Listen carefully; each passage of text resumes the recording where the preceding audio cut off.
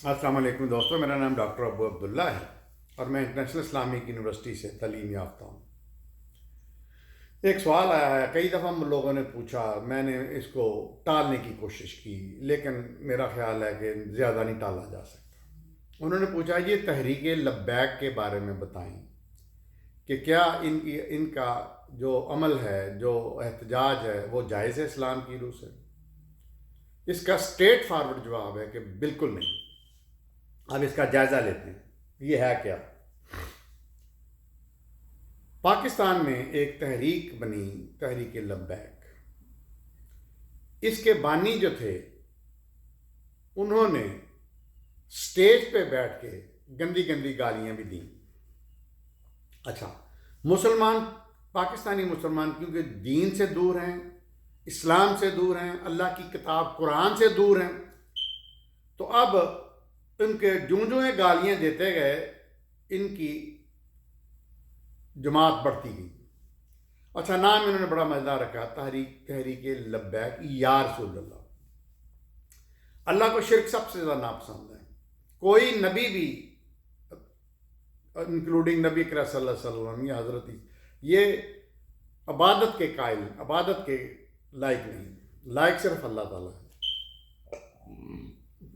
अच्छा, ये नारा ही जो इसने दिया मौलवी साहब ने, वो बहुत अजीब सा था।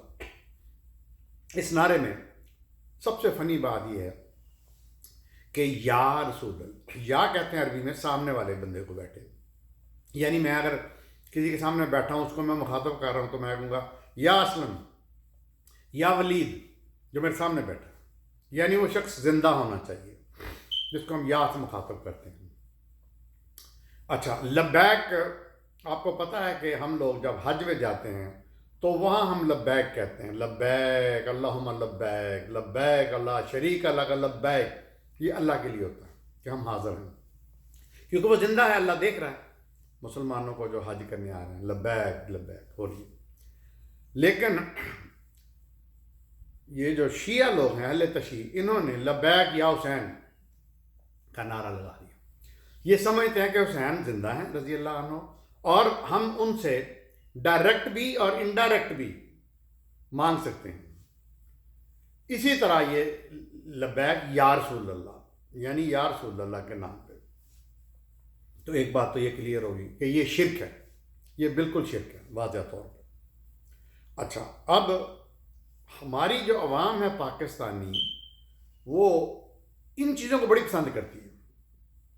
अब एक सो कॉल्ड आलम दीन आया, उसने गंदी गंदी गालियां दी, उनको बड़ा अट्रैक्ट किया। फिर ये चरब ज़बानी बड़ी मज़ेदार चीज़ होती है। एक सबसे पहले मेरा ख्याल है, मेरी उसमें जो चरब ज़बानी जिसने की, वो ताहरुल कादरी था। ये अजीब सी किस्म की इनके पास वोकैबुलरी होती है, तो उधर से अल्लामा इकबाल के शेर, उधर से फलानी, उधर से टमकानी, जोड़ जाड़ के बड़ी ही लच्छेदार ये बातें करते हैं। यही लच्छेदार बातें इसके बानी मौलवी रिजवी, उनका नाम तो पता नहीं क्या, बारह, तो वो उन्होंने स्टेज पे बैठ के, तो वो उनके जो हम असर थे दूसरे मौलवी इनके साथ मिले हुए, उनसे ही ऊपर आ गए। इन अपनी इस पर्सनैलिटी की वजह से, इकबाल के शेरों से, चरब ज़ुबानी से बोलने से, गालियां देने से ऊपर आ गए। अब इन्होंने मेरी रिसर्च के मुताबिक प्लानिंग की कि ये इसको जमात बनाया जाए। इसके लिए इन्होंने सबसे पहले, वो एक शख्स था जिसने गवर्नर, जो वो क्या नाम था, गवर्नर सिलमान तसीर, उसको कत्ल कर दिया। उसको कत्ल कर दिया, उसका बॉडीगार्ड था वो।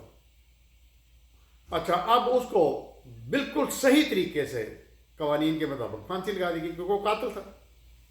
किसी को दीन की रूह से इख्तियार नहीं है, कुरान की रूह से, कि कानून हाथ में ले। अल्लाह ताला कुरान पाक में कहता है कि एक शख्स को मारना, मुसलमानी का एक शख्स को मारना पूरी इंसानियत को मारना है, और एक शख्स को बचाना पूरी इंसानियत। कुरान ये कहता है,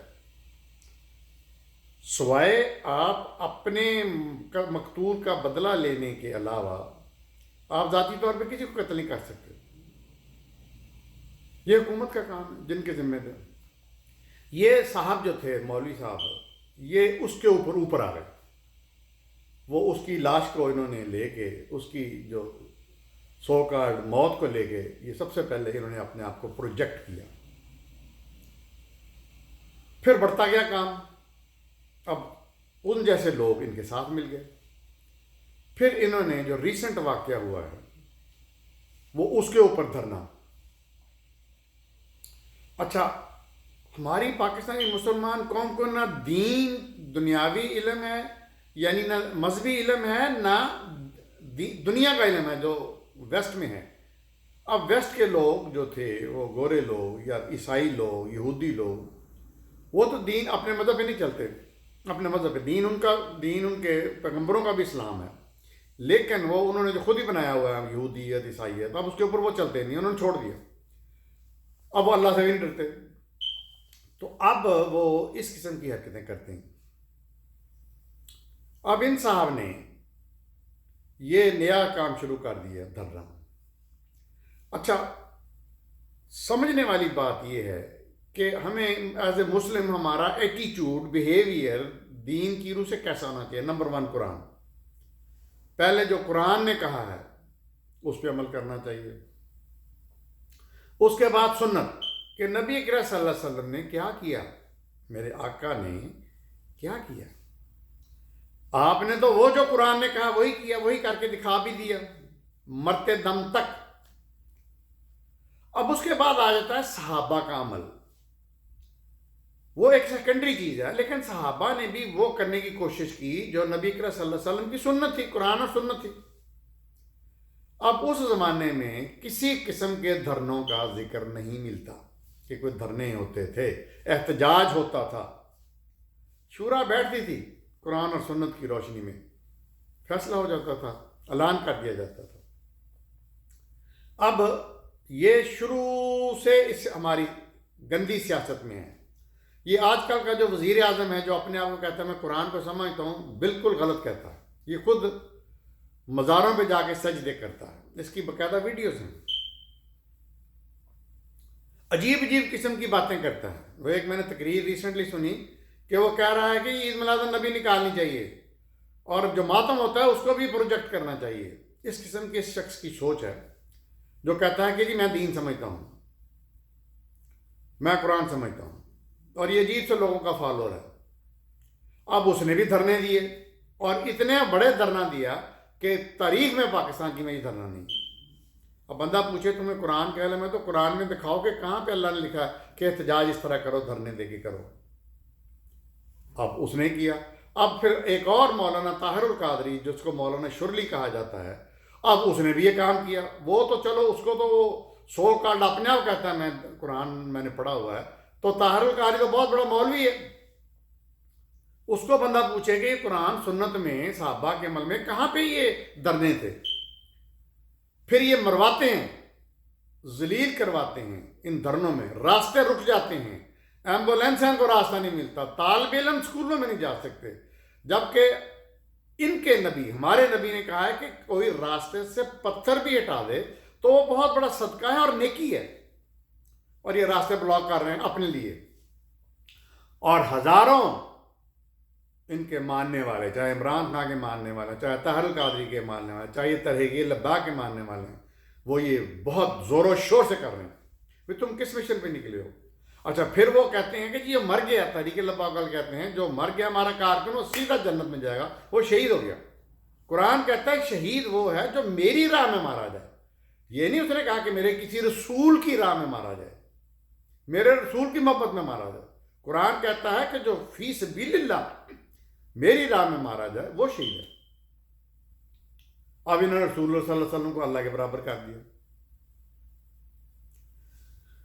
تو یہ ایک عجیب سی اس وقت بہت بڑا فتنہ ہے پاکستان میں. ایک فتنہ نہیں ہے، بہت بڑے بڑے فتنے ہیں.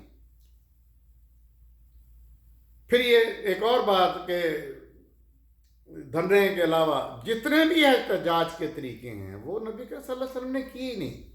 جب حکومت دین کی ہوگی، دین کے اوپر چلنے والی ہوگی، تو وہ تو عوام کی مطابق حضرت عمر رضی اللہ عنہ نے جب قحط آیا تو آپ نے چوری کی سزا ختم کر دی. اور آپ نے پتہ نہیں، مجھے نہیں یاد تاریخ ہے چونکہ کتنی دیر آپ نے صرف اپنا تیل کے ساتھ، زیتون کے تیل کے ساتھ روٹی کھائی، کیونکہ باقی لوگوں کو نہیں مل رہی تھی. تو حکمران تو مسلمانوں کے اس طرح ہوتے ہیں، اور یہ کون سی حکمرانیاں چل رہی ہیں؟ تو دوستو یہ تھا تحریک لبیک کے بارے میں ٹروتھ. دیکھتے رہیے میرا چینل ڈاکٹر ابو عبداللہ.